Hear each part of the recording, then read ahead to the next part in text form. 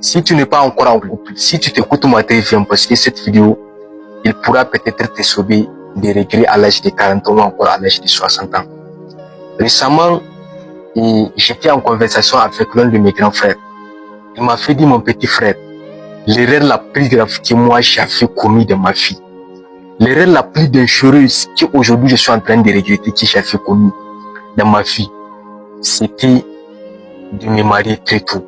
C'était de me précipiter pour entrer dans la vie de couple. Parce que lui, après l'obtention de sa licence à l'université, il n'a même pas eu le travail, mais directement, il s'était lancé dans la vie de couple.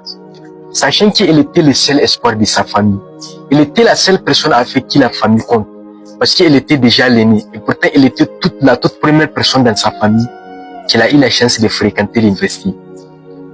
Mais malheureusement, il s'était précipité pour faire du mariage comme étant le premier chapitre de sa vie.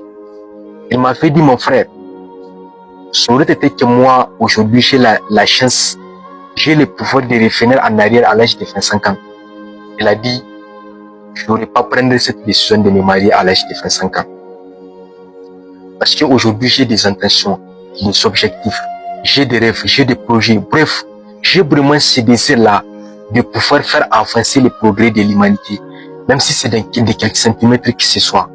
Mais malheureusement, mon mariage est devenu l'un des plus grands obstacles à mes intentions. Mon mariage est devenu une limite à mes intentions. Alors, toi qui es en train de me regarder, j'aimerais à ce que nous retenons ces 3 leçons ensemble. Que je précise bien, cette expérience, c'est pas moi qui l'ai vécu, mais moi j'ai eu la chance quand même de tirer ces 3 types de leçons que j'aimerais à ce que toi aussi tu retiens si tu veux vraiment avoir un meilleur avenir dans ta vie. La première leçon, lorsque tu es déjà la toute première personne, que la famille compte, lorsque tout l'espoir de ta famille est porté sur toi, lorsque ta famille est en train de vivre de la médiocrité et que tu es la seule personne que la famille espère faire sortir de cette médiocrité, le mariage ne doit pas être ton premier chapitre.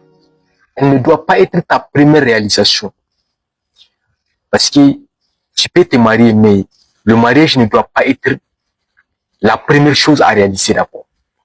Et la deuxième leçon que j'aimerais à ce que tu retiens, partant de cette expérience, lorsque tu possèdes des grandes intentions, des grands projets, des grands rêves, bref, lorsque tu as ce désir-là de pouvoir faire avancer les progrès de l'humanité, alors, ne te précipite pas pour te mettre dans la vie de couple.